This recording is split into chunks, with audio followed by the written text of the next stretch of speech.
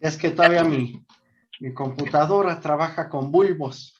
Entonces, hasta en lo que calienta, empiece a funcionar. Bueno, entonces, recapitulamos rapidísimo. Es el neurosis. Neurosis. Parte clínica de la primera estructuración freudiana. Acuérdense que primero es histeria, neurosis, justamente articulado toda esta perspectiva teórica por las guerras. Después de la guerra, que nos da a entender que viene el estrés postraumático, que es la primera articulación de una perspectiva teórica. Después nos estamos adentrando en la parte de la neurosis. Recordando que la neurosis, como una estructuración de las tres instancias, neurosis, psicosis y perversión. Ahorita solamente estamos en el plano de la neurosis. Ya después, posteriormente, tenemos que pasar forzosamente a psicosis y a perversión como estructuras base de la instancia psíquica. La neurosis, acuérdense, que está fundamentada en el plano psicoanalítico. ¿Qué nos dice aquí? Alteración parcial de la personalidad sin una etiología orgánica, pero es demostrable. Se va a preservar la lucidez y juicio de realidad conservada. Ahí les va la pregunta. ¿Quién es el principio de la realidad? ¿Qué instancia es el principio de la realidad? ¿El yo? Le falta uno. El yo. Ay, no es cierto, yo ya me estaba equivocando. Ya le iba a regañar, no es cierto, sí. Yo pensé que era el principio del placer. No, hermano, está en lo correcto. El yo es el principio de la realidad. El super yo es el principio del placer. Entonces, bajo esta perspectiva, ¿qué está conservado aquí?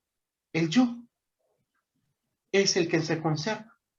El yo nos está diciendo que hay una lucidez y hay un juicio de realidad conservado. ¿Qué nos da a entender con esto? Que el yo no está fracturado. No está fracturado. Es una psique sana. Si estuviera fracturado el yo, no tendríamos este principio de realidad conservado. Si no, lo tendríamos distorsionado, completamente distorsionado. Y es ahí donde empiezan los conflictos en otros tipos de neurosis. Por eso estamos viendo diferentes tipos de neurosis. La neurosis como tal, hay un juicio de realidad conservada. Entonces, acuérdense, ya vimos la parte de neurosis actuales. ¿Sale? Ya vimos la parte de neurosis actuales. Nos vamos a ir ahora, nada más para dar una retroalimentación rapidísima y que no se me pierda. ¿Sale? Neurosis actuales. ¿Cuáles vimos? Neurosis de angustia, neurastenia y la hipocondría. ¿Sale? O la hipocondriasis, dependiendo del término. Entonces, después de estas neurosis actuales, nos fuimos a las neurosis postraumáticas. En las neurosis postraumáticas, pues ya adentramos al mundo de el postrauma y cómo es la importancia de la atención mental a ciertas situaciones traumáticas. Entonces, hoy vamos a adentrar en la última parte, que es neurosis, pero en la parte de psiconeurosis. Entonces, apunten quien esté apuntando que entramos al siguiente tópico dentro de la neurosis. Psiconeurosis. ¿Qué es la psiconeurosis? Parte fundamental y de importancia analítica. Empezamos con el primer tipo de psiconeurosis. ¿Cuál es? Neurosis histérica, también llamada neurosis de conversión, trastorno somatomorfo y disociativos que se encuentran en el libro Diagnóstico Psiquiátrico DSM-5. Acuérdense que alguien me podría decir cuál es la diferencia entre el DSM-5 y el CIE-10, que en algún momento ya se los expliqué, que son los grandes libros de diagnóstico. ¿Alguien recuerda la diferencia entre el DSM-5 y el CIE-10?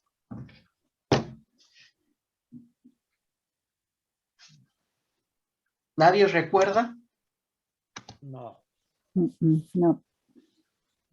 Bueno. La diferencia, acuérdense, y apúntenlo, por favor, para que no se les olvide. Se los voy a preguntar en el examen. La diferencia es, DSM-5 pertenece a la Asociación de Psiquiatría Americana y el libro de diagnóstico, que es el CIE-10, pertenece a la OMS. Entonces, esa es la gran diferencia, que el DSM-5 es un libro de criterio diagnóstico psiquiátrico por la Asociación Americana. Y el CIE-10 es de la OMS, pero es de amplio espectro.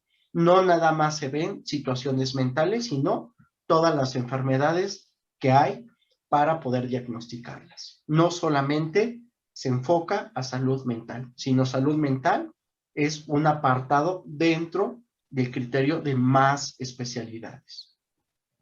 Y el DSM-5 es solamente de criterios y evaluación psiquiátrica. Esa es la gran diferencia. Si ven DSM-5, DSM-4TR, que es la versión revisada y actualizada que se mantiene vigente, pero son las actualizaciones de ese libro. Entonces, ¿qué nos compete aquí en neurosis histérica? Nos dice que son hiper, acuérdense las funciones de, y apúntenlo, hiper, que es mucho más o muy alto, y la otra parte es hipo, que es bajo o carece de. Entonces, cuando vean hiper, es mucho, y la terminación hipo es menos. Ahí les doy un ejemplo. Cuando hablamos de hipertonía muscular, ¿qué quiere decir? Que los músculos están muy duros, que están en mucha tensión. Y cuando hablamos de hipotonía muscular, ¿qué es? Que están sin tensión, que están flácidos. ¿Sale? Entonces apunten estos términos porque los vamos a seguir viendo. Y cuando analicemos la parte de neurofisiología y de la conducta, vamos a ver ya cuestiones de salud y palabras ya más médicas. Entonces estos términos nos van a estar acompañando cuando pasemos a la parte de neurofisiología. Muy bien.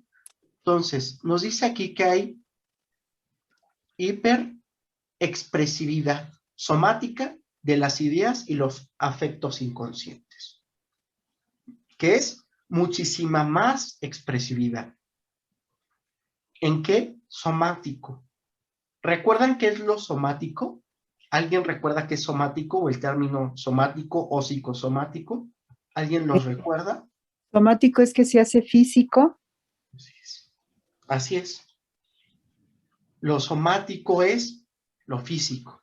Ujú. Cuando hablamos de psicosomático, quiere decir que hay una situación de la psique que está correlacionada con lo El somático, cuerpo. con el cuerpo. Así es. De ideas y los afectos inconscientes. ¿Qué nos empieza a comentar aquí? Vamos a ir profundizando. Ideas y afectos inconscientes. No nos está hablando de la conciencia, ¿verdad? No nos está hablando de la preconciencia tampoco. Nos está hablando de la dimensión inconsciente. Articulado un poquito con el término que ya les he enseñado, que es el parletre.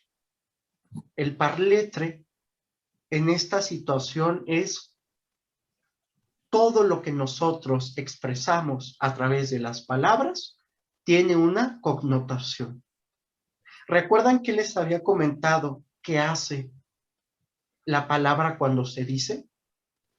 ¿Qué hace esa palabra cuando se dice? ¿Alguien recuerda qué hace?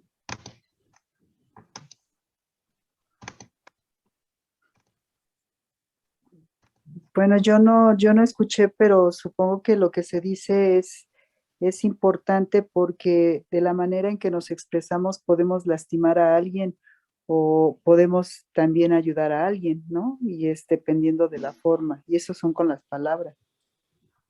Sí, muy de acuerdo, muy de acuerdo.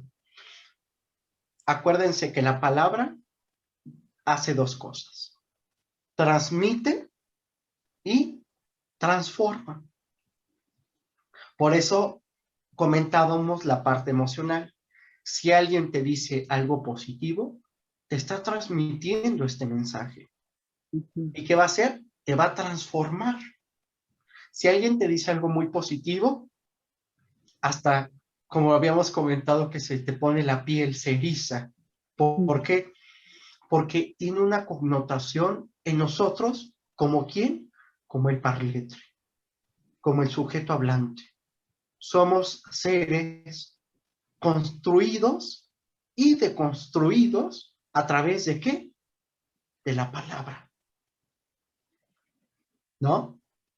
A través de la palabra nos construimos y nos deconstruimos. Transmitimos y transformamos. Y nos transforma a través de esa palabra.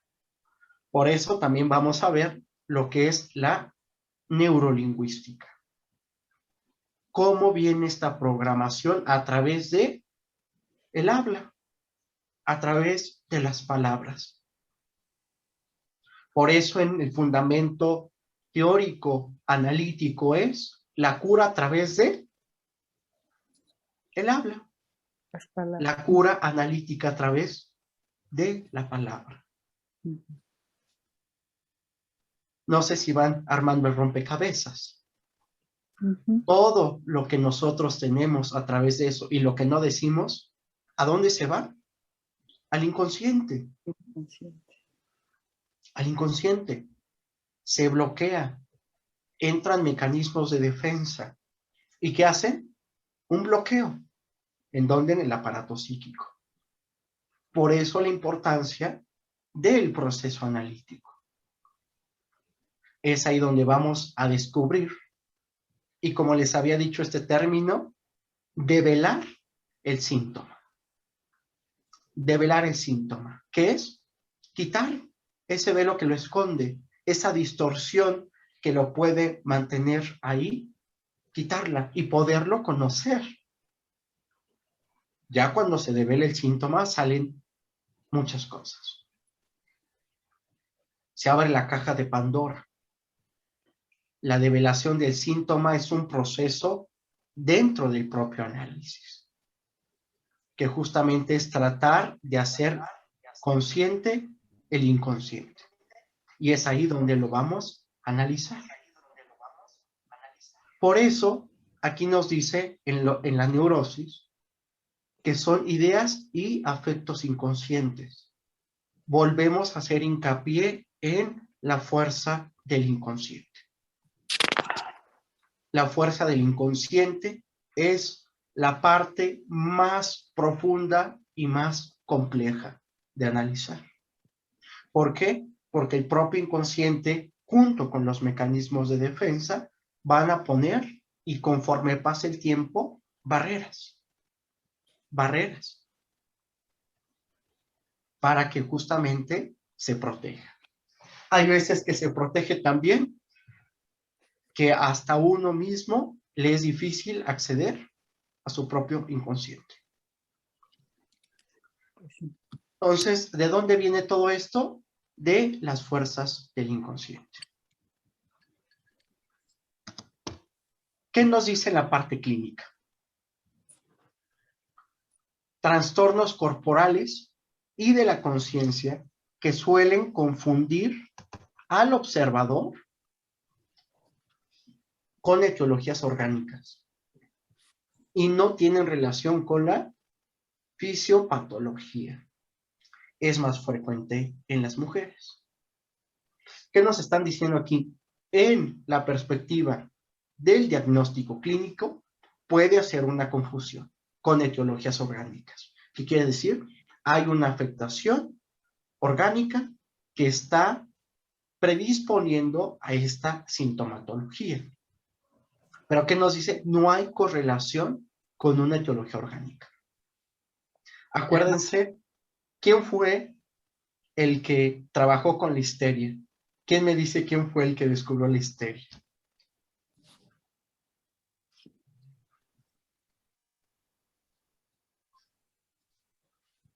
¿No recuerda?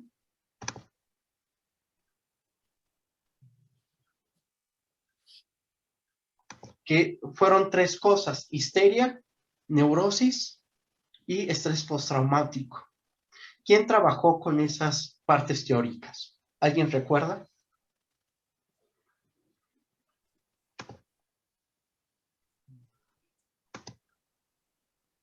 No. Bueno, les voy a refrescar la memoria. Apúntenlo para que no se les olvide. Freud. Freud fue el que trabajó con esto. Después viene su hija. Acuérdense, Freud. Entonces, ¿qué fue lo que descubrió en la época victoriana? Acuérdense, él empieza a hacer el estudio de la histeria, ¿no? De hecho, ahí hay un término que también les había compartido, que es la histeria gatuna, ¿se acuerdan? Que era porque las mujeres, en ser tan explosivas, rasguñaban y veían ciertos síntomas que observaban y decían, ¿qué está ocurriendo? Entonces, la frecuencia era más en mujeres. Más en mujeres, acuérdense que hablamos de la época victoriana. Sintomatología. Sintomatología motora del cuerpo. Parestesias. ¿Qué son las parestesias? ¿Alguien sabe? No. Bueno, la parestesia es cuando se duerme alguna parte del cuerpo o se siente como anestesiada. Cuando hablamos de hiperestesia, ¿qué estamos diciendo? Que se siente muy Dormido. Así es. Y si digo hipoestesias, ¿qué quiere decir? Poco, se duerme poco. Así Bueno, se es, siente nada más cosquilleo a lo mejor, ¿no? muy poquito. Muy poco. Así es, muy poquito. Parálisis. Parálisis en cualquier parte del cuerpo. Parálisis facial. Total o parcial. Hay parálisis que son parciales y hay parálisis que son totales. Acuérdense algo importante y muy interesante que no se les olvide. Nuestro cuerpo, nuestro sistema músculo-esquelético está conectado por algo que se llaman inervaciones nerviosas, aferentes y eferentes, sube y baja. ¿Por dónde? Por la médula espinal. Entonces, imagínense que es como un cableado, como el cableado de nuestra casa. Prendemos un botón y prende un foquito. Lo apagamos con el botón y se apaga. Lo mismo funciona en nuestro cuerpo. Véanlo así. Ya cuando veamos la parte de fisiología, ahí sí vamos a ver el sistema nervioso, ¿no? Ahí ya se van a dar cuenta cómo están conectadas las relaciones aferentes y eferentes del sistema nervioso. ¿Y qué son las inervaciones nerviosas? Son donde acaban. Donde acaban. Entonces, nosotros tenemos inervaciones nerviosas por todo nuestro cuerpo. Si nos picamos el dedo, automáticamente sentimos dolor. ¿Por qué? Porque hay inervaciones nerviosas.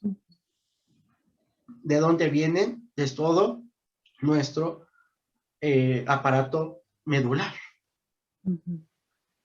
Entonces, ¿por qué les digo esto? Porque cuando hay una parálisis, también hay algo que se llaman neuropatías. Y las neuropatías vienen por cuestiones orgánicas.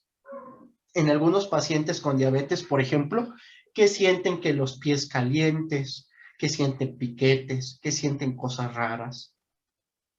Eso a veces son neuropatías, creadas por una aflicción médica, que sí tienen que una etiología orgánica. En este caso, no hay etiología orgánica. ¿Qué quiere decir? Que nuestro sistema funciona a través de corriente, milivoltaje. Se altera esa cuestión eléctrica de milivolts en nuestro cuerpo y empiezan a haber situaciones adversas. Acuérdense que el encargado de estudiar el sistema muscular es la miología. Por eso pacientes que tienen alteraciones, parálisis, cuestiones musculoesqueléticas, afectaciones, se les hace un electromiograma para ver qué está pasando con eso. ¿Sale? Acuérdense que también cuando el músculo está en tensión constante, ese dolor que provoca, como si uno hiciera mucho ejercicio, no es más que los músculos se empiezan a atrofiar y empiezan a segregar ácido láctico. Y el ácido láctico es lo que genera molestias por mucha tensión muscular. No nada más es una cuestión, una etiología orgánica, sino es psicosomática. Algo mental está alterando el funcionamiento de nuestro cuerpo. ¿Sale? Temblores, convulsiones, ¿y qué nos dice aquí? Sin pérdida de conciencia, con reflejo pupilar y corneano, y sin caídas peligrosas. ¿Qué quiere decir esto? Que sí tiene una buena conservación en la cuestión de una etiología médica, pero sí hay convulsiones, en menor grado y no tan graves, pero sí las encontramos. Afonía, pérdida. Cuando uno dice que está afónico es porque, ¿quién me puede explicar? Que pierde la voz, ¿no? Se queda afónico. Así es. No puede hablar. No le sale la voz. Esto es una parte de una sintomatología clínica. ¿Sale? Seguimos con ataque asmático. Pueden tener situaciones de asma que no pueden respirar, que eso se le conoce como disnea. Es el término correcto, disnea, que es que no se puede respirar correctamente. O el ataque asmático, cólicos y vaginismo, problemas en el aparato reproductor femenino y más consecuencias que puede haber. Entonces, ¿qué nos da aquí en la parte motora? ¿Ya vieron cuántas situaciones de malestar crea en la cuestión motora? Bastantes. Y todavía faltan algunos más. Después nos vamos a la cuestión sensorial. Frigidez, sentidos aumentados o disminuidos y alucinaciones histéricas. ¿Qué pasa? Hay una hipervigilancia. ¿Qué es la hipervigilancia? Bueno, que uno está más vigilante de lo normal. Uno escucha un ruido y luego voltea. ¿Y qué es? ¿De dónde viene? Empieza a angustiarse. Los sentidos se empiezan a potencializar de una manera increíble. Por ejemplo, la audición se empieza a potencializar y ¿qué viene? La hiperacusia. Hiperacusia. Sentido de la audición aumentado. Y puede llegar a aumentarse más algo que se llama misofonía. Ya la misofonía es más aumentado que la hiperacusia. Ese es un ejemplo que les doy en la perspectiva auditiva. Y hay muchos más. También en nuestros sentidos se incrementa la parte del gusto. Nuestras papilas gustativas también se pueden aumentar. El olfato, también se puede aumentar la capacidad. Lo kinestésico, lo sensorial. Todo esto está a expensas de ser aumentado. O que nos dice disminuido. Disminuido. Entonces hay una inestabilidad en esta perspectiva sensorial. Alucinaciones. Las alucinaciones no las podemos dejar a un lado porque ustedes, ¿por qué creen que nos dice aquí que alucinaciones? ¿Quién me quisiera decir por qué se imagina que nos dice aquí alucinaciones? No sin antes decirnos que los sentidos se aumentan o se disminuyen. ¿Quién me podría dar esta respuesta?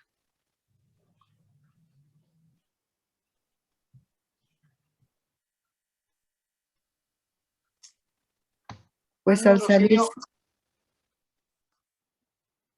Dime, Cristian. podría ser que alucinas porque al momento que se te suben tus sentidos puedes tener una sensación de que estás flotando, estás volando, o incluso puedes percibir, no sé, como dices, algún aroma, pero como si estuvieras drogado, y a lo mejor esto te hace ver cosas que no son reales, o el sentido a lo mejor sientes mucho frío, mucho calor, o mareos, pero son cosas de que se te subió, como dicen, la adrenalina o tu presión baja o presión, bueno, se sube o se baja y eso hace ese efecto. Así es. Así es, muy buena respuesta. Claro, porque entonces vienen que alucinaciones sensoriales, alucinaciones motoras, alucinaciones visuales, alucinaciones auditivas, alucinaciones del gusto. ¿Y por qué viene la alucinación? Porque no hay una disfunción en los sentidos. Como están aumentados o disminuidos, no funcionan bien y empiezan, ¿qué? Estas alucinaciones sensoriales. Sensoriales.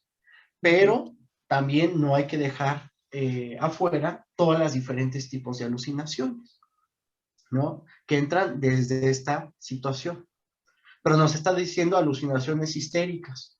¿Por qué? Porque la base, el fundamento, es la neurosis.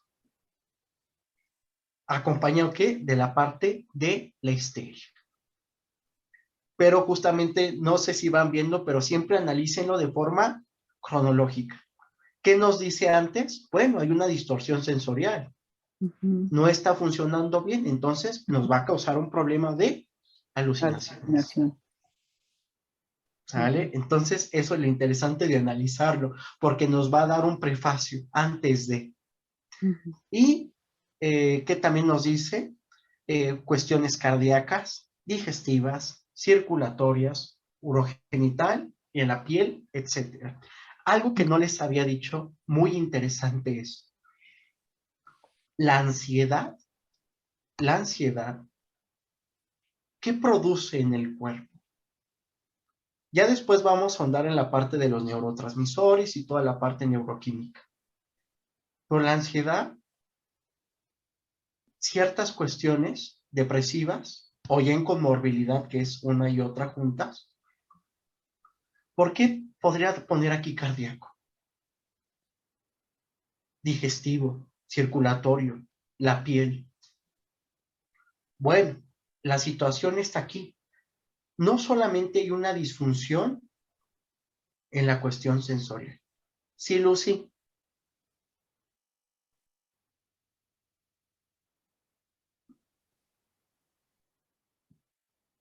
Sí, Lucy, adelante. Sí, sí, hermanito. Hablando de la ansiedad, yo considero que se genera un estrés muy fuerte. Ujú. ¿Por qué? Porque se tiene una sensación de peligro, un problema o una amenaza. Entonces, como eso lo tienes, pues se siente uno inquieto, tenso y puede uno tener palpitaciones. Así es. Sí, muy de acuerdo con la respuesta. ¿Qué quiere decir? Como hay una alteración, algo está alterando nuestro sistema nervioso. ¿Qué pasa? Hay una respuesta de todo nuestro organismo y de su función. Entonces, estar en ansiedad constante, ¿qué va a decirle al cuerpo? Estate alerta. Hay una cuestión de peligro. ¿Qué va a pasar con nuestro cuerpo? Va a empezar a segregar adrenalina, norepinefrina. Entonces, esas sustancias nos ayudan en cierto momento determinado. Pero imagínense que todo el día, las 24 horas, todo el tiempo, el cuerpo esté segregando adrenalina. Se vuelve tóxico. Se vuelve tóxico para nuestro cuerpo. ¿Por qué? Porque uno está en un estado de estrés constante. Por eso, ¿qué creen? La ansiedad produce una elevación de la presión arterial. Sí. Entonces, personas que tienen ansiedad tienen una elevación de la presión arterial. Y el médico que lo vea lo tiene que detectar. Porque muchas veces les mandan un diagnóstico de inicios de hipertensión. ¿Y qué creen? El médico no hizo bien su historia clínica, no preguntó antecedentes y le diagnostica inicios de hipertensión.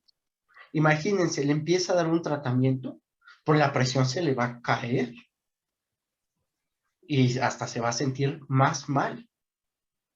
Entonces, muchas veces la evaluación del psicólogo nos apoyamos en la perspectiva médica, neurología, psiquiatría, más especialidades, para justamente ver qué está pasando. Ya si el médico general dice, ya tienes la presión un poco elevada, no sé, pongamos un rango 130-95, perdón, 130, 185, 188. ¿Qué nos dice? La presión normal es 120/80. Si se incrementa 130, 187, 88, pues que hay un rango de algo está pasando ahí. Hay un rango. El médico lo tiene que descubrir. Ya el psicólogo con las evaluaciones dice, ¿qué está pasando? Y sí debe de haber una cuestión para controlarlo médicamente. Obviamente con la cuestión psicológica, pues tenemos que ayudar al paciente a ver qué situaciones y cómo se puede enfrentar esta parte. Pero ojo, les doy esta situación para que lo tengan en cuenta. La ansiedad genera elevación en la presión arterial. Otra cosa que llega a producir la ansiedad son en la parte cardíaca, hay alteraciones en los ventrículos. Hay alteraciones en los ventrículos del corazón. Entonces, cuando hacen un electrocardiograma, sale una alteración más o menos en el quinto ventrículo. que es justamente una situación inusual. ¿Sale? ¿Por qué? Porque justamente ya se está estudiando cada vez y cada vez más que hay alteración en diferentes órganos por la ansiedad. El electrocardiograma, en ciertos ventrículos, como les comento, puede salir una alteración que se le conocen como arritmias sinusuales. ¿Qué quiere decir? Que el corazón está funcionando, pero de una forma no correcta. No es que sea peligroso, pero sí hay veces que los cardiólogos mandan a los pacientes con el psicólogo para ver qué está pasando. Porque estos dicen, esto no es normal, pero puede tener una etiología ansiógena. Porque el corazón tiene arritmias. ¿Qué es lo que pasa en un ataque de pánico o en una cuestión de un colapso nervioso? El corazón empieza a funcionar de forma diferente, que son arritmias, taquicardias, ausencia de latido o la bradicardia. La bradicardia es disminución de la frecuencia cardíaca. Entonces, todas estas situaciones, la ansiedad produce estragos en partes de nuestro cuerpo y de nuestros órganos. ¿Ya vieron cómo afecta todo esto que les estoy comentando? La cuestión circulatoria, pues obviamente la va a afectar. La piel, ya sabemos que hay ansiedad emocional y que hay alergias emocionales, que es la más común, la psoriasis, salpullido, comezones extrañas, picazón. Cuando llega esto, hay que mandarla a una evaluación con un dermatólogo y que el dermatólogo, siendo especialista, nos dé su diagnóstico. Puede ser que sí tenga una cuestión causada por una afección alergénica, o que diga el dermatólogo, yo no encontré nada, esto es por cuestiones mentales. Ya viene con el psicólogo y vamos viendo cuál es el proceso. Pero ya se sabe que en la piel la ansiedad genera alergias emocionales y diferentes situaciones más complejas, privaciones sensoriales, entre otras más, para no meternos en cuestiones más teóricas y más profundas. Solamente con esto que les doy es un prefacio a el malestar. Al malestar. ¿Provocado por quién? Por la ansiedad. ¿Por qué? Situaciones en el inconsciente. Hasta aquí, de esta parte clínica, ¿alguna duda, alguna pregunta? No. ¿Qué nos dicen los diagnósticos diferenciales? Hay que ver que no sea hipocondría, que no sea una enfermedad psicosomática, que no esté relacionado con epilepsia y que no tenga relación con esquizofrenia. Sí, adelante, Lucy. Hermanito, yo tengo un testimonio de un señor que desgraciadamente falleció su primera esposa, tuvo 2 hijos con ella y posteriormente, ya después de un buen tiempo, se volvió a casar. Se le muere la segunda esposa y le da psoriasis. Ok. Tengo las fotos que si quieres luego se las paso para que lo vean los hermanitos, pero sí es una ansiedad muy fuerte que le dio y y sí tengo este testimonio. Ok. Muchas gracias. Sí, claro. Es un ejemplo que ya lo viviste, tal y que ya lo viste, y que es impresionante, ¿no? De decir cómo es posible que llegue a afectar tanto, llegue a afectar tanto. Ujú. Pero yo no quiero que lo echen en saco roto, lo que les digo.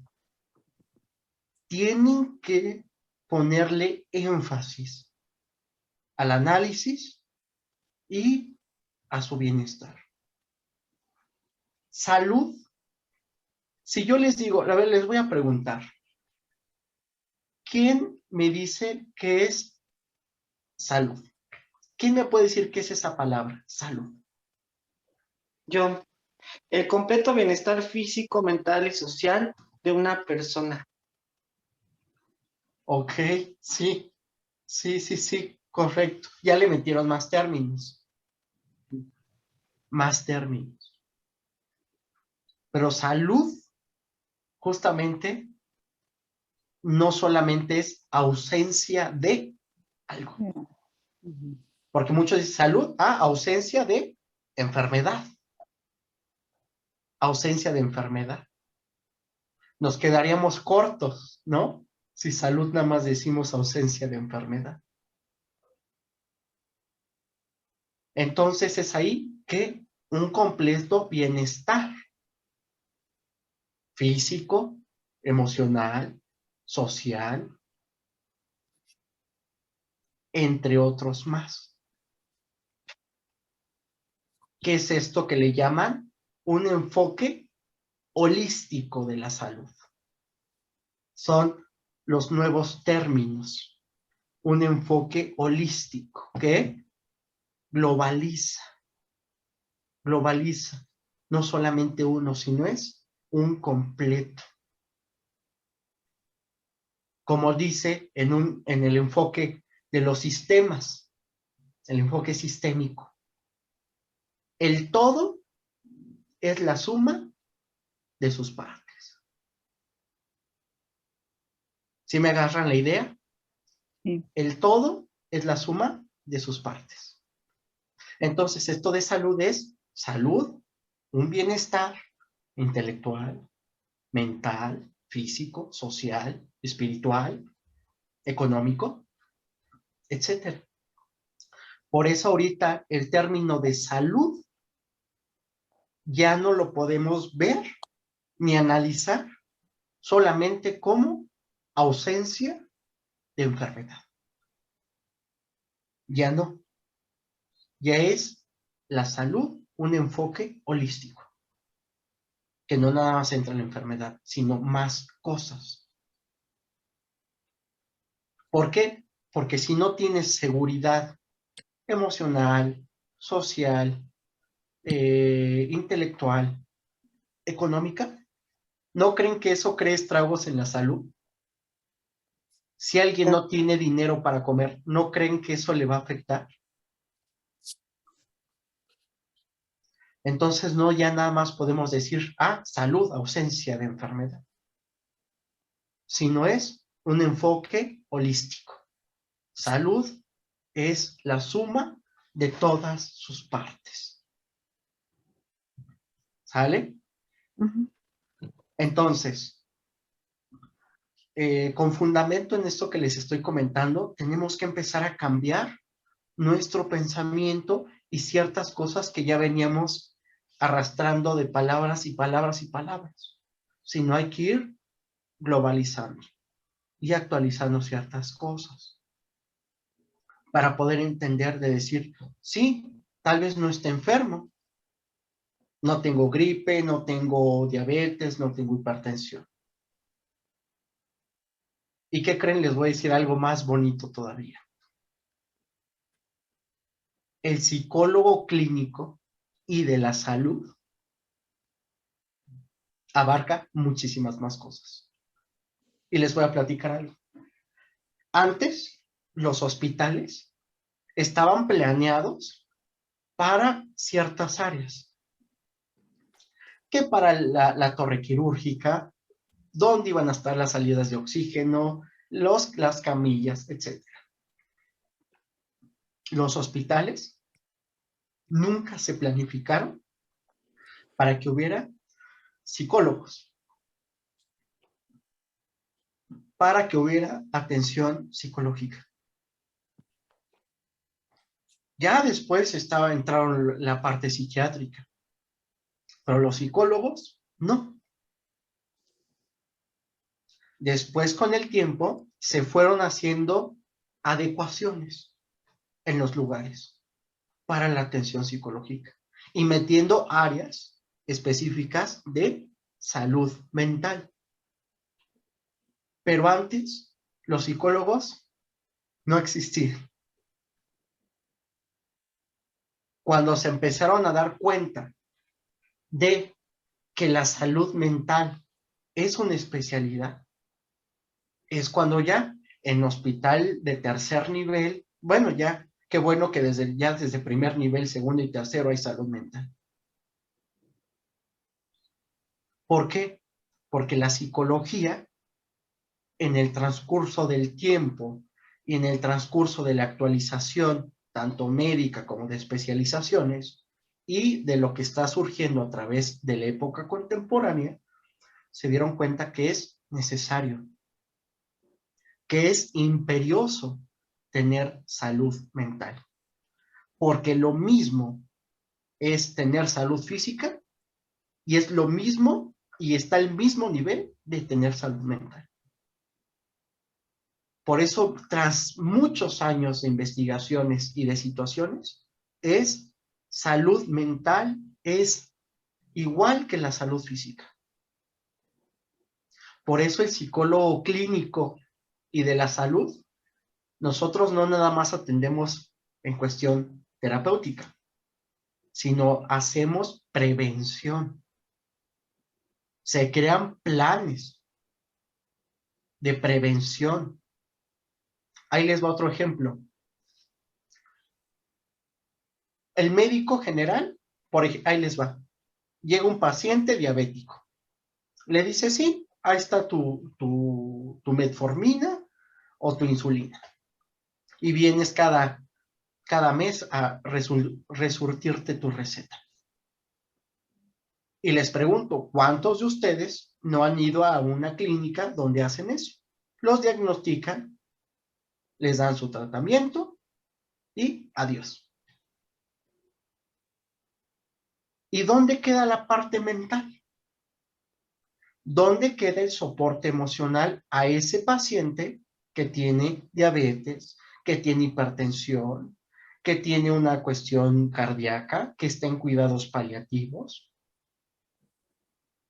que su acompañante está ahí en la calle, en la noche, a oscuras, sufriendo frío porque no lo dejan entrar a urgencias? Y está llorando esa persona, y está triste, y está acongojada porque su familiar que ama, que quiere, está en urgencias o está en una camilla. ¿Ya vieron? ¿Dónde queda la atención a esas personas? En el ambiente hospitalario. O a la propia persona que está padeciendo una aflicción médica. Entonces es ahí donde entra el psicólogo clínico y de la salud. A través de los años, al psicólogo se le han ido dando más papeles dentro de nuestra propia práctica. Ahora ya no solamente estamos en el consultorio, ahora ya estamos interactuando multidisciplinariamente con más profesionales de la salud. Y ya no solamente los pacientes que tienen cuestiones mentales, que digan, ay, me siento triste, esto, no. Ya más personas entran al área de salud. ¿Por qué? Porque se han ido quitando barreras. Ya es ver en la prevención psicológica qué está pasando. Y les pongo un ejemplo. Una familia que los papás tienen diabetes. Diabetes tipo 2, que es más controlable. Y tienen hijos. Y los hijos, las personas que tienen diabetes, siguen comiendo lo que quieran, pan dulce, refrescos, una alimentación horrible. Y dicen, me tomo mi pastilla y puedo seguir tomando lo que quiera y comer lo que quiera. Y a los hijos que tienen una predisposición genética a un mal congénito, toda esa alimentación que les den los papás y así, obviamente va a generar una predisposición. En México, país número 1 en obesidad y en obesidad mórbida. Y no tan lejos de la obesidad infantil. ¿Saben por qué? Porque en México se consideraba hace algunos años que la persona que era obesa era sana y que la persona que estaba más delgada pues estaba desnutrida. México, país con la trilogía azteca: chile, maíz y frijol. Nuestra base alimentaria, muy sana. A través del tiempo se perdió. Y con las ideas de, mi hijo está flaco, no come bien, hay que alimentarlo más. ¿Y qué empieza? Lo mesomorfo. Empieza a engordar. No sé si a alguien le ha tocado, que haya escuchado, que haya vivido hasta ellos propios decir, estás flaquito, come más, y come más, y come más, y come más. Y aquí en México, nuestra tradición, nuestra cosmovisión, ¿de qué es? Fiesta, comida. Fiesta, banquetes. Reuniones, banquete. Estamos acostumbrados a ofrecer comida como medio de ser amables.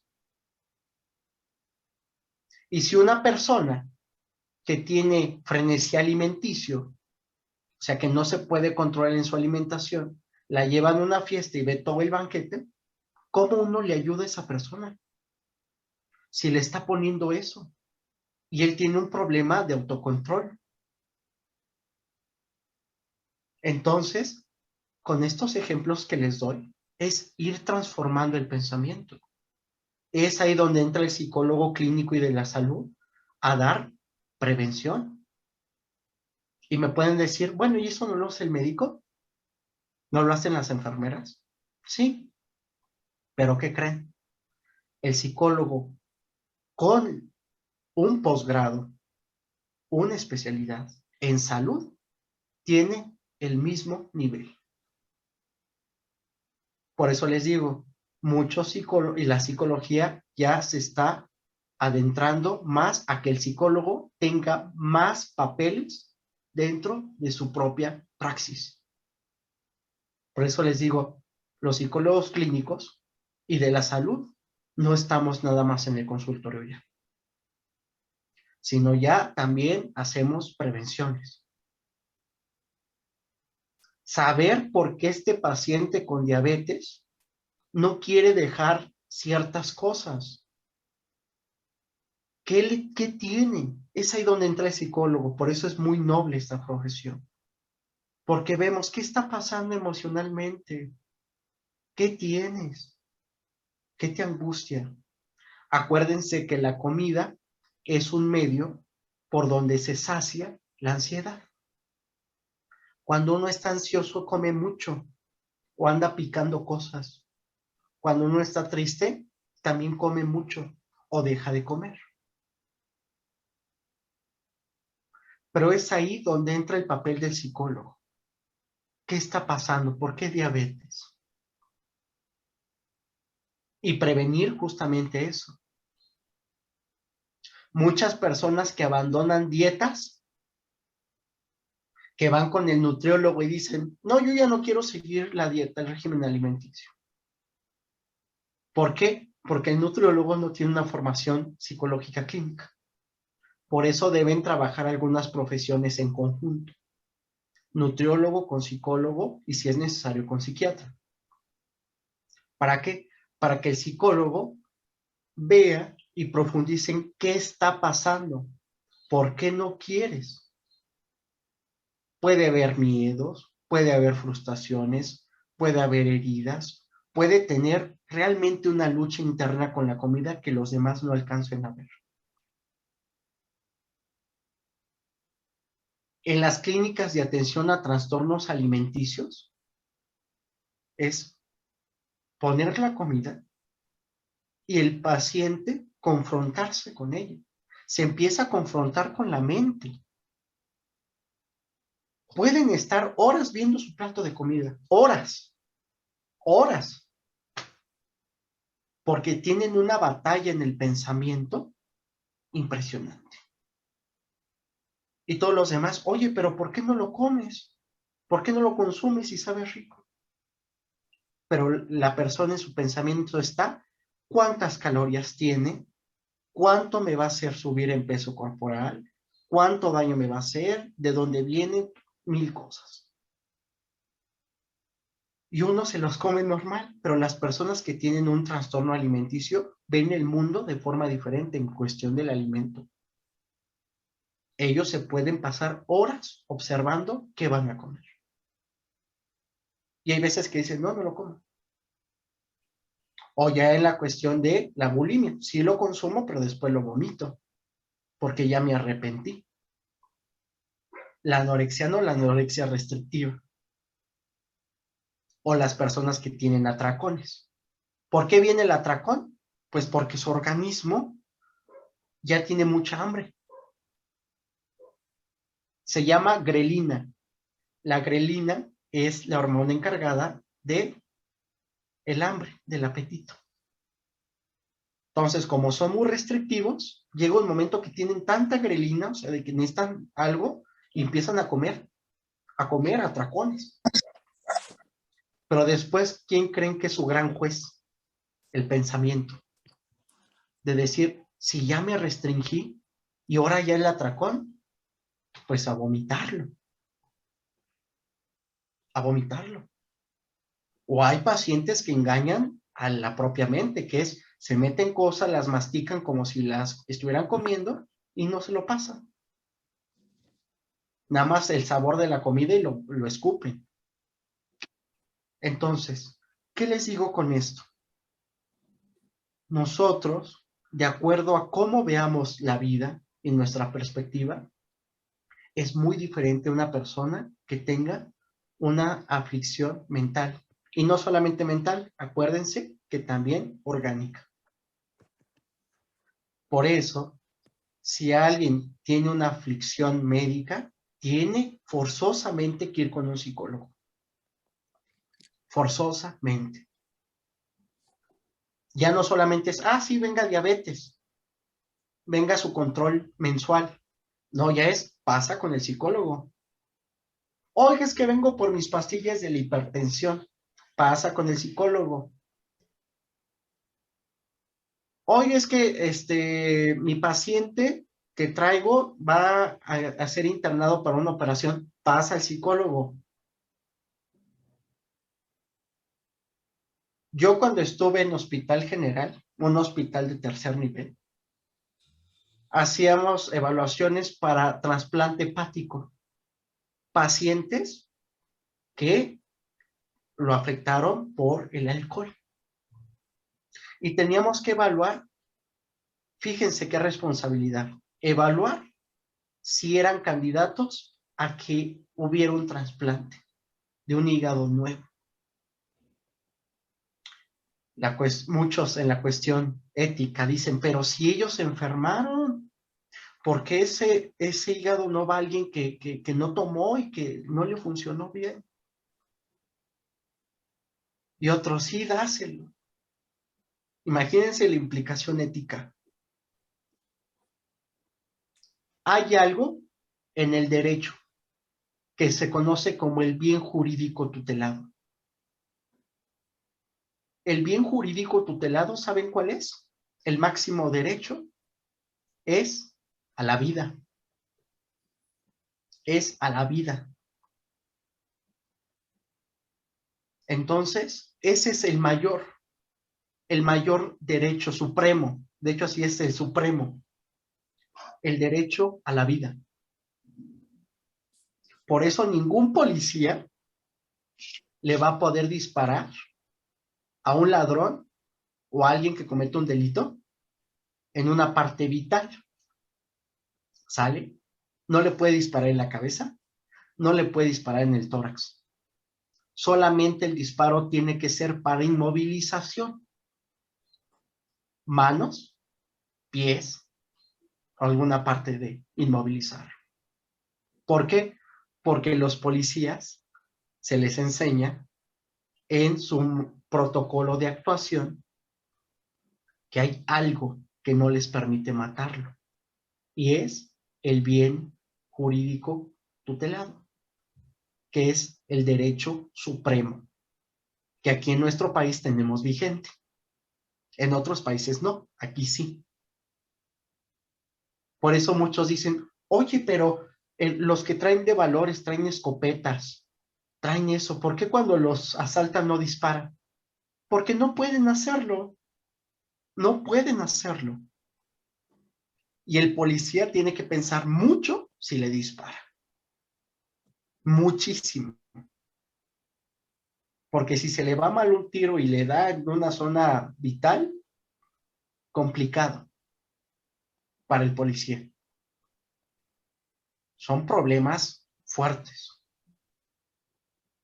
Entonces, ¿qué salvaguardamos nosotros? La vida. Por eso ya nada más el psicólogo entra en esta parte, si no tenemos que preservar la vida. ¿Y cómo es preservarla? Ya no nada más en salud mental, sino preservarla con personas que tienen problemas físicos o alguna cuestión de comorbilidad, ¿no? Entonces, es la nueva situación del psicólogo clínico y de la salud. Con esto, ¿qué les quiero decir? Que la salud, acuérdense, no solamente es ausencia de enfermedad. No solamente es eso. Y con esto que les digo, para continuar, si ustedes tienen un problema médico, por eso hago esto, problema médico, doctor general o alguna especialidad, tienen que ir al psicólogo. Tienen que ir al psicólogo. Se está tratando de ya en hospitales de primer, segundo y tercer nivel, que es tercer nivel la alta especialidad, ya empezar a hacer esto. Lamentablemente, hay una hipersaturación del sistema de salud mental. Ya no hay cupo, ya no hay. Por eso, pues ya deben ser atendidos en una cuestión privada. Y espero que en algunos años más se abran más espacios solamente de hospitales de salud mental. Hospitales, ya fuera de, ¿no? Tenemos grandes hospitales aquí en México, el Fray Bernardino, el Navarro para niños, el Nacional de Psiquiatría y algunos otros hospitales de salud mental del IMSS o el ISSSTE. Y los demás, pues, privados. ¿Pero qué les digo con esto? Despertar de la conciencia. La salud no solamente es ausencia de enfermedad. No lo olviden porque tenemos que hacer cambios en la perspectiva de la conciencia de cómo comprendemos al mundo que nos rodea. Me preguntaba esta Rosy, que qué pasaba con las personas que dábamos el ejemplo la sesión pasada, de que tenían diabetes y comían el pastelillo. Lo mismo. No hay una conciencia de enfermedad. Y si no hay conciencia de enfermedad, ¿qué va a ser? Guiado por el inconsciente, por la pulsión de muerte. ¿Cuántos pacientes no están en tratamiento de POC porque se la pasaron fumando 50 años Llegan al hospital, los atienden, se les hace sus evaluaciones, pasan con el psicólogo, pasan con todas las especialidades y se hace un tratamiento. Muchos lo abandonan. Muchos pacientes que entran abandonan el tratamiento médico y terapéutico y siguen fumando.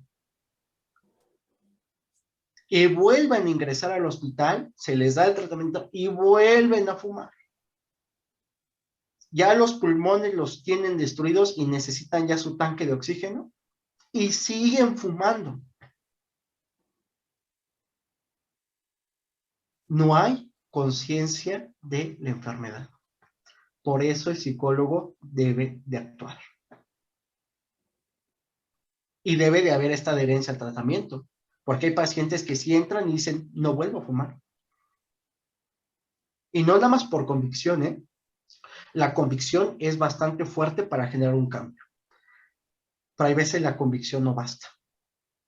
Necesitan un apoyo profesional. Esa es las grandes preguntas del funcionamiento del aparato psíquico. Nosotros estamos programados para vivir. Para vivir. Por eso solamente las personas que tienen ideación o ya ejecutan una parte de suicidio, pues es que algo no está funcionando bien en ellas. Y por eso necesitamos protegerlas, o por eso el internamiento, para protegerlas en lo que se estabilizan, y si ya tienen tratamiento farmacológico, pues generar un artefacto de protección. ¿Sale? Pero esto es lo que les quiero mencionar. Ahorita que ya nos fuimos un poquito a la parte de la salud. No lo echen en saco roto, porque es muy complejo ya llegar a una atención ya de tercer nivel, que ya se necesitan especialidades. ¿Para qué? Para poder salvar la vida. Para poder salvar la vida. Y no les hablo de pacientes que llegan por algún accidente, no, yo son aparte. Personas que se generaron un mal. Lo mismo. El alcohólico, como ahorita retomando un poquito. ¿Por qué le das un trasplante a un alcohólico si él se generó el mal? Sí, claro. No sabemos por qué. Si hubo una cuestión de un trastorno mental, si hubo una herida. El alcoholismo siempre lleva a heridas emocionales o heridas de abandono, porque en el alcohol encuentran cierta fortaleza, cierto soporte. Entonces, en la parte ética no se juzga, se preserva la vida. Pero ¿qué hace el psicólogo? Evaluar que no vuelvan o que ya estén en un proceso terapéutico para que el alcohol no vuelva a sus vidas, ya con su nuevo trasplante. Y solamente se otorga el trasplante cuando pasan por psiquiatría, psicología, medicina general, etc. Pero nosotros los psicólogos somos los encargados de hacer la evaluación, si se autoriza o no se autoriza. ¿Y qué creen? Me llegaron pacientes alcoholizados a sus sesiones para evaluación de trasplante. ¿Y qué me quiere decir con ellos? Que no hay conciencia de la enfermedad. Y claro está que no lo merecen. Y hay pacientes que estaban ahí puntualmente todos los días con media hora de anticipación para sus sesiones. Alineaditos en higiene, perfumados, todo, y con unas ganas tremendas de salir adelante. De decir, ya llevo más de tantos años, o ya cuando inicié el proceso ya dejé de tomar, yo quiero mi hígado, quiero valorarlo, quiero cuidarlo porque es una segunda oportunidad de vida. Eso es cuando ya hay conciencia de enfermedad. Y cuando la vida ya está en riesgo. Y quieren esta parte. Muy interesante. Pero todo eso se ve ¿en dónde? En salud. ¿Y qué entra la psicología? Sí. ¿Y por qué les estoy diciendo? Porque es importante para ustedes. No nada más que esto se quede en un campo teórico. que nada más se quede en lengua muerta o lo que ven ahorita en las presentaciones, digan, ah, sí, está interesante y ya. No, tengo que, como psicólogo clínico y de la salud, hacer estas inferencias. Tengo facultad para hacerlo. ¿Y qué hacer con esto? Un despertar de la conciencia. Que se preocupen, que se ocupen en eso. Por eso siempre les voy a decir, están los psicólogos, están los psiquiatras. No olviden que hay personas especializadas para la ayuda emocional. ¿Sale? Adelante, Lucy. Sí, hermanito, yo nada más quería hacer una referencia a que el bien jurídico en el derecho mexicano nos estamos refiriendo a todo bien o valor de la vida de las personas que es protegido por la ley. Un ejemplo de ello, el delito de homicidio. El bien jurídico protegido es la vida. Otro ejemplo, portación de arma de fuego, sin licencia o de uso reservado. El bien jurídico protegido es la sociedad. Aunque tú la traigas en un radio, por ejemplo, en tu auto o cerca de ti, eso no excluye que tú estés atentando contra la sociedad, el resguardo. Ahora, a lo que voy, el derecho está inmerso en el mundo de la psicología y te voy a explicar por qué.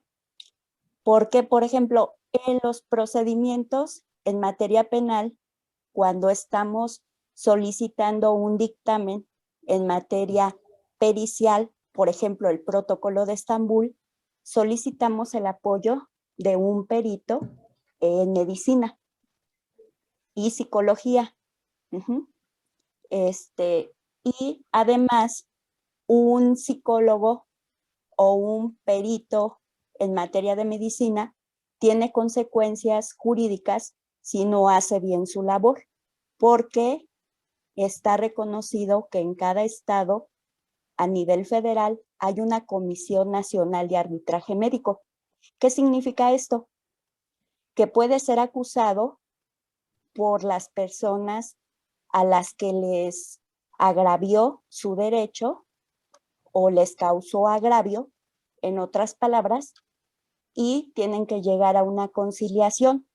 Ese consejo está compuesto con 5 de los doctores más reconocidos en cada materia, por ejemplo, en materia de psiquiatría o en materia de psicología, y se tiene que llegar a un arreglo porque si no se sigue esto ante un juzgado. Y ahí, desgraciadamente, están a la orden del día o están sin querer, porque en ocasiones son buenos peritos, pueden ser, incluso les pueden quitar la patente y ya no pueden trabajar como perito o como médico. Entonces, todo esto lo regula el Código de Salud. Este código, que es la Ley General de Salud, incluso da oportunidad a las personas que tienen adicciones, por ejemplo, en el consumo de la marihuana, de portar 5 gramos sin que sean detenidos cuando es para su consumo, pero siempre está regulado por el derecho, que acuérdate que el derecho es el mundo del deber ser, y por eso tenemos que seguir de cerca todos los tratamientos. Si son positivos, qué bueno, y en dado caso contrarios, pues tú sabes que hay una queja o puede realizarse una queja ante la Comisión Nacional de Arbitraje Médico en cualquier estado de la República. Era todo lo que quería comentar, hermanito, nada más para abundar. Sí, sí, muchas gracias. Sí, claro, es bastante importante. Obviamente en el reglamento, pues hay muchísimas cosas que se conocen y se desconocen, ¿no? Pero en la ley, justamente, hay un apartado donde dice, el desconocimiento de la ley no te exime de su cumplimiento.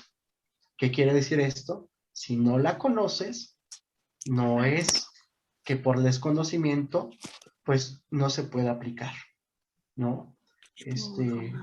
Y obviamente, claro está que la psicología dentro de muchas áreas o disciplinas, pues está inmersa, ¿no? Ya en la cuestión que comentó Lucy, pues ya hablamos de una cuestión más profunda dentro de un dictamen que se hace, ¿no?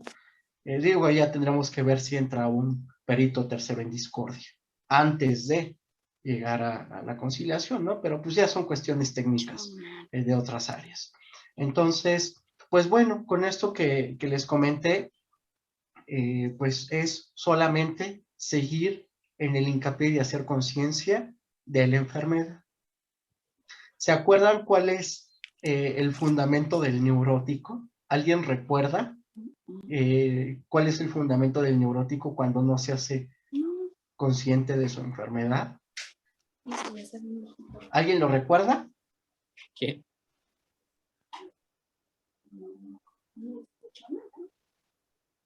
¿Quién dijo?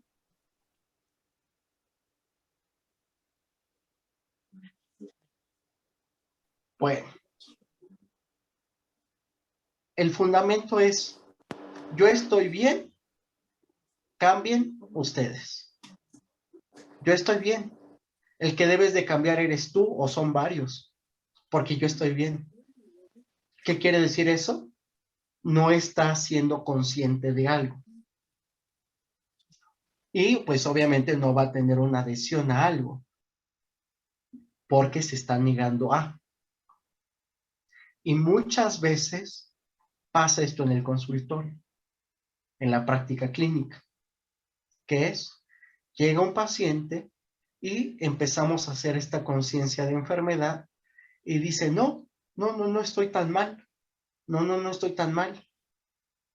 O dice, no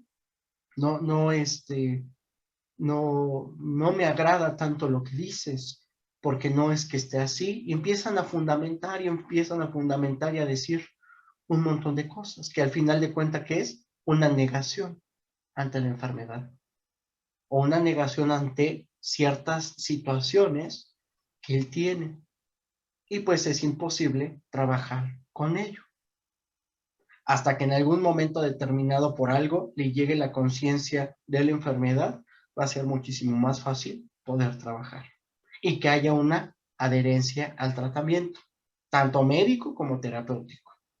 Por eso les digo, tiene que ver una cuestión holística de trabajo en la cuestión de salud. Tanto el nutriólogo como el médico general, como el médico especialista, como el psicólogo, como con neurología, una cuestión holística, ¿no? Eso es lo importante. Ver qué parte de la conciencia nos hace bien, que es justamente el principio de la realidad.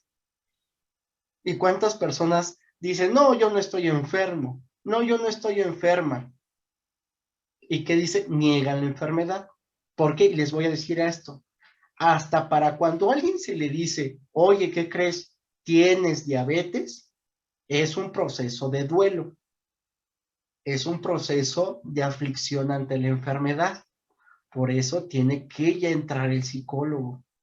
Porque imagínense si la persona dice, no, el doctor no sabe. No, yo no tengo diabetes. Que empieza un deterioro porque no le están haciendo caso. ¿Y por qué? Porque hay una negatividad, hay una negación dentro de eso. Y claro que está bien, porque esa negación es humana, es antropológica. Es decir, yo no quiero estar enfermo. O ya tengo la enfermedad, pero mejor hago como si no existe, porque no quiero que me digan. O hay muchas personas que tienen miedo de ir al médico porque les van a decir que están enfermas. O tienen miedo de ver los resultados de algún estudio. Porque ¿qué implica eso? El miedo a morir. Y como les comentaba, nosotros estamos hechos para vivir, para sobrevivir. Entonces, por eso ciertas situaciones médicas tienen que estar bajo supervisión de un psicólogo clínico y de la salud para ver qué pasa, porque son noticias fuertes. Personas que se les dice que tiene cáncer, personas que se les dice que tienen VIH, personas que se les da un ultimátum de vida, donde les dice, tienes un periodo de vida de 1 mes, de 2 meses, de 3 meses. Y ya el médico dice, oye, tienes esto, adiós, cuídate. No, no, no. Donde entra la parte tanatológica, donde entra la parte de salud mental. ¿Ya vieron qué importancia es? ¿Ya vieron? Entonces, me parece a mí fascinante el psicólogo clínico y de la salud. Y por eso les digo, váyanse a checar. No solamente acuérdense, salud es ausencia de enfermedad, y no porque tengan algunas enfermedades crónico-degenerativas que ya son muy comunes en México, diabetes, hipertensión, obesidad, que son las 3 más grandes males de un mal contemporáneo. Y si las tienen, vayan con el psicólogo, no solamente con el médico general o de una especialidad. Eso es muy importante y es una labor que también estamos haciendo los psicólogos. ¿Sale? Entonces, de aquí de todo lo que hemos, que he comentado, que hemos visto, ¿alguna duda, alguna pregunta?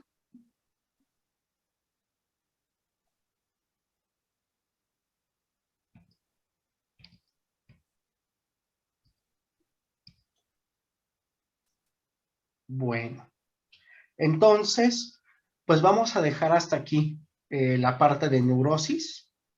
Ya la próxima sesión vamos a ver la parte de neurosis fóbica y vamos a ver neurosis obsesiva para ya terminar con esta parte de tipos de neurosis.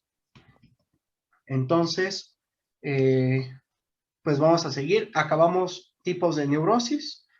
Nos metemos a la parte de los arquetipos junguianos.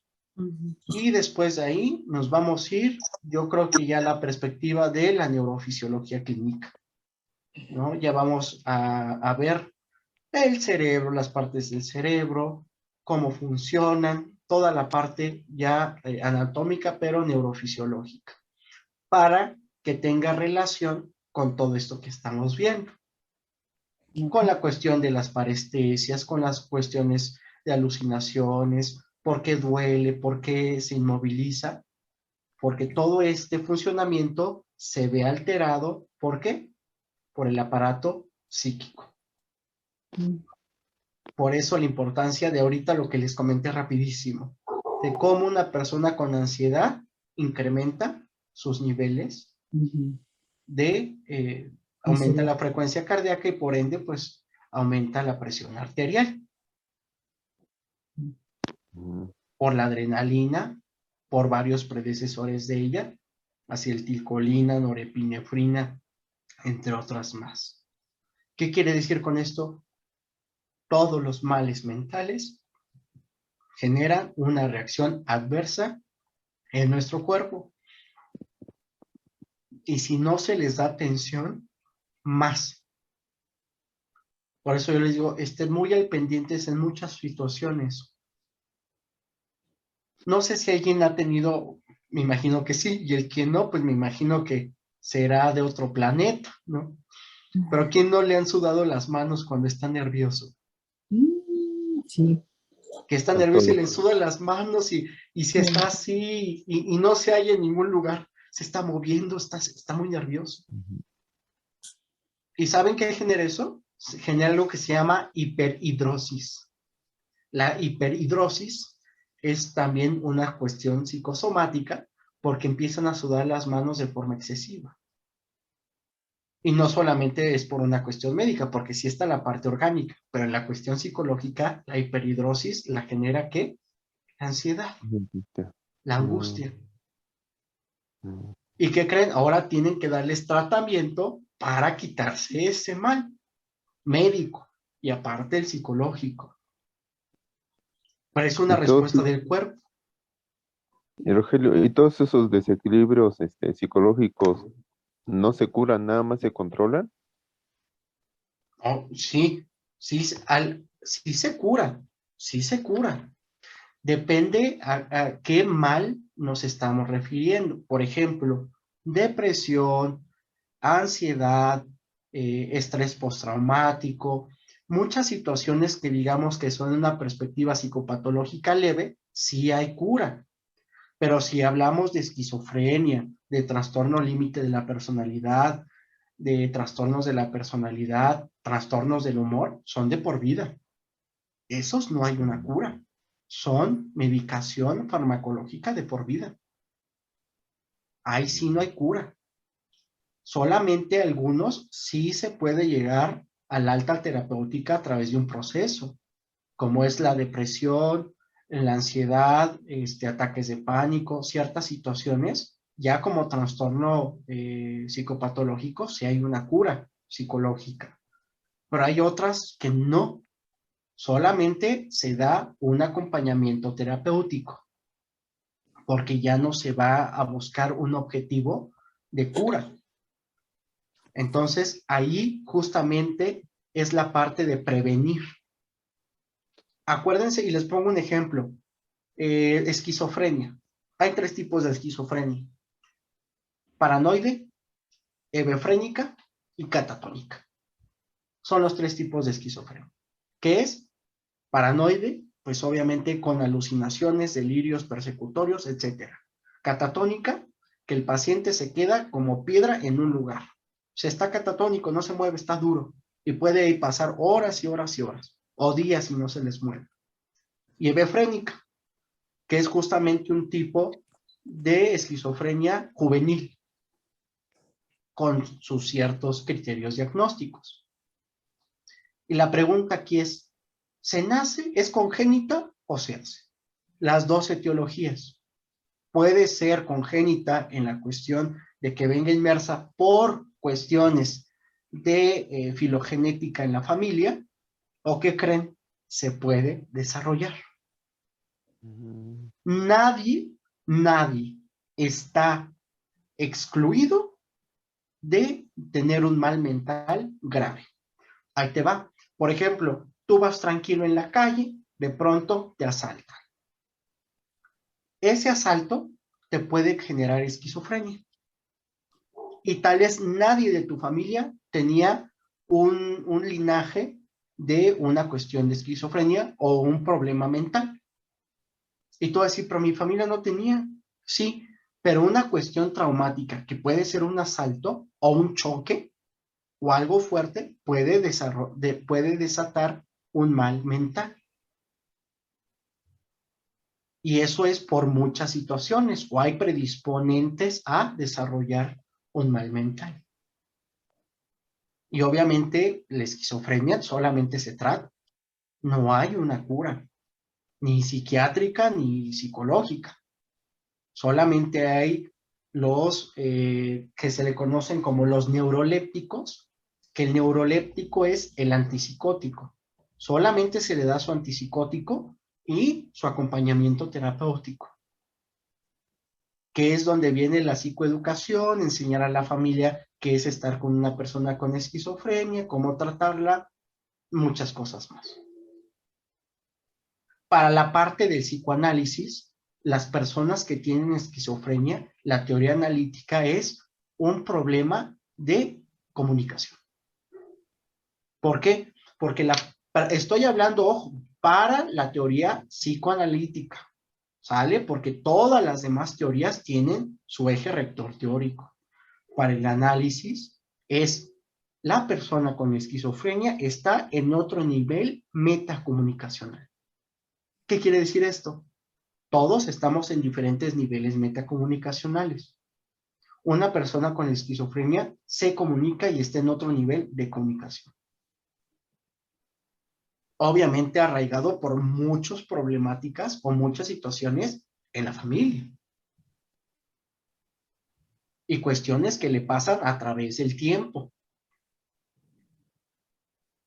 Por eso hago hincapié en la necesidad de la atención mental.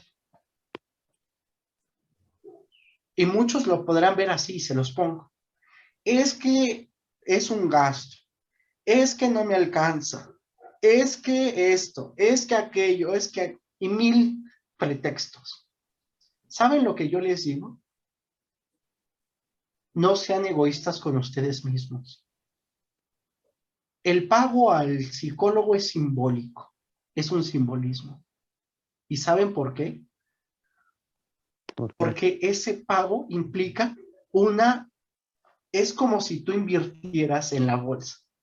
Ese pago, ¿saben qué implica? Una inversión en ti mismo, no en nadie más. Es una inversión para ti como persona. Y es un bien para los demás. Pero hay personas que les cuesta eso. ¿Y qué quiere decir? Hay un egoísmo con ellas mismas.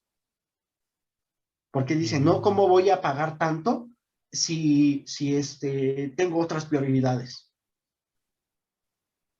¿Sí? ¿Y saben qué pasa? Conflictos después. Porque ese pago es simbolismo y es una inversión en ti, en tu salud, en que estés bien y muchas más cosas que haya.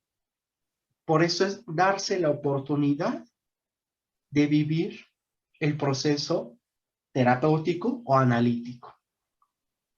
Pero es justamente dar esta prevención, porque ahorita venía con esto en la cabeza, analizándolo, este tema.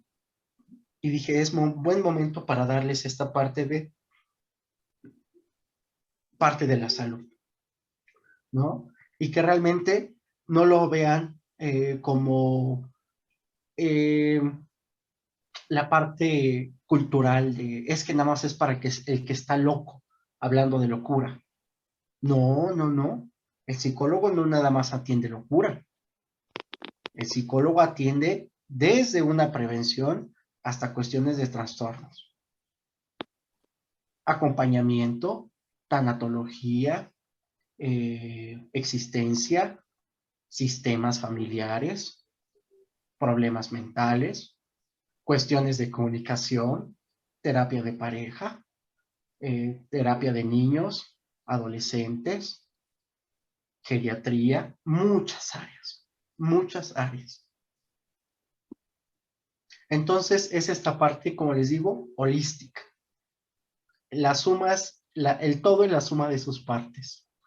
¿Y cómo van a estar bien? Si tal vez tengan dinero, tal vez tengan su casa, sus carros, un trabajo, una familia. Ahí le vamos sumando al todo, ¿no? Y si no están bien mentalmente, pues no pueden decir que el todo está completo. Falta algo. ¿Y saben qué pasa ahí? Cuando las personas entran en una crisis de existencia. Porque eso es, ¿qué creen? Lo más común que ahorita se está viendo. Las crisis de existencia. Y uno puede decir, oye, tienes casa, tienes carro, tienes familia, tienes un buen trabajo, ¿no? ¿Y por qué Sí. la persona tiene ganas de suicidarse? ¿Y por qué la persona, ahí les va la palabra, busca la muerte? ¿Por qué busca la muerte esa persona? Y muchos dirán, fuera desde este punto de vista, si tienes todo, ya yo quisiera tener eso, ya quisiera tener esa casa, ese carro, esa cosa, y con eso voy a ser feliz. Pero ¿qué creen? Todo es subjetivo, todo es subjetivo. Porque para lo que esa persona una vez se convirtió en un deseo de felicidad, ahora ya no lo es. ¿Y qué pasa? Las personas se van proponiendo metas. Ah, voy a trabajar para comprar esto y voy a trabajar. Hay metas, las van cumpliendo. Y cuando se quedan sin eso, que viene el vacío, viene el quiebre de existencia. Ahora, ¿para qué vivo? Entonces es ahí la parte de análisis. Porque muchos empiezan eso.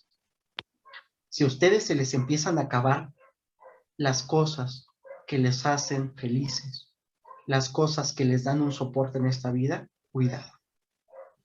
Porque nos están llevando a la parte de un colapso de crisis existencial. ¿Qué hay que hacer? Reestructuración cognitiva. Reestructurar el pensamiento. Reestructurarlo. De lo que ahora pensaban que les hace buscar esa muerte, buscar situaciones de prefiero ya no vivir, reestructura. ¿Por qué? Porque acuérdense que nosotros somos seres cambiantes, no somos seres absolutos. Cambiamos, cambia nuestra forma de pensar, de ver.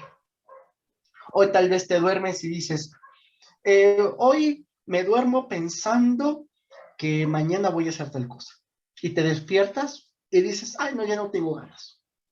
Pues no se puede, no supuestamente te dormiste pensando en algo. Hoy te duermes y dices, hoy me gusta el color negro. Y mañana ya lo odias. ¿Qué quiere decir esto? Somos cambiantes. Por eso la perspectiva de las relaciones sociales, compleja. Compleja. ¿Por qué?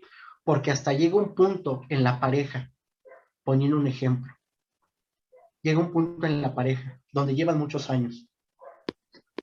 Se supone que se conocen. Y llega un proceso en el que ya no se llevan bien, ya se pelean, ya no se quieren ver, ya no quieren estar juntos. ¿Y qué pasó? Pues no que conocen a esa persona. Ese es el error. Ese es el error. Porque se está presuponiendo que conoces a esa persona. ¿Y qué creen? Ni Que no. nosotros mismos nos conocemos. Ujú. Por eso debe de haber ética emocional. ¿Qué es esto? No prometer algo que no se sabe si va a tener un soporte el día de mañana. ¿De qué les hablo? De esos amores eternos e inolvidables, como la canción. Porque tú no puedes prometer un amor que no sabes si lo vas a sentir mañana. No lo puedes prometer. Porque las promesas no se cumplen. ¿Y qué vas a generar? Un vacío. ¿Qué vas a generar? Una herida. Porque si tú le dices a esa persona, sí, te voy a amar siempre, uy, qué fuerte. Porque tal vez el día de mañana se enamore de alguien más. ¿Y qué pasó? Tú me prometiste que íbamos a estar siempre juntos. Por eso tenemos que ir cambiando y tener mucho cuidado con lo que decimos. El pensamiento analítico es saber que somos cambiantes. ¿Y qué quiere decir esto? No prometer algo que no sabemos si va a ser verdad mañana. Eso es la parte de la existencia. ¿Y qué? Bien complicado, ¿no? Entonces, pues vamos a dejar hasta aquí la sesión de hoy, porque si no, ya me estoy encarrerando, ¿eh? Y me voy a seguir, porque ahora sí tengo un montón de cosas, quién sabe por qué, pero tengo tantos que me estoy encarrerando, ¿eh? Y ya empiezo con cuestiones de la terapia de pareja, y ahora sí me voy a aventar un maratón, ¿no? Entonces, ya mejor dejo hasta aquí y bueno, si tienen alguna duda o pregunta, abrimos el espacio y si no, pues nos vemos.